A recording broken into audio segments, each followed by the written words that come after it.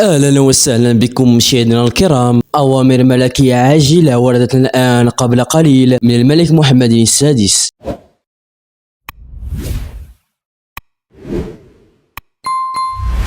أعلنت وزارة الأوقاف والشؤون الإسلامية ضمن بلاغ صادر اليوم بأن الأمر يهم المساجد التي تم تشييدها أو أعيد بناؤها أو تم ترميمها من طرف الوزارة. كما أضاف المصدر نفسه بأن عدد المساجد المعنية بالأمر الملكي يصل عددها إلى 26 مسجدا بمختلف أنحاء البلاد. أوضح بلاغ الوزارة إلى أن الأمر يتعلق ب4 مساجد جديدة تم إحداثها و13 مسجدا أعيد بناؤها، إضافة إلى 9 مساجد تم الانتهاء من أشغال ترميمها.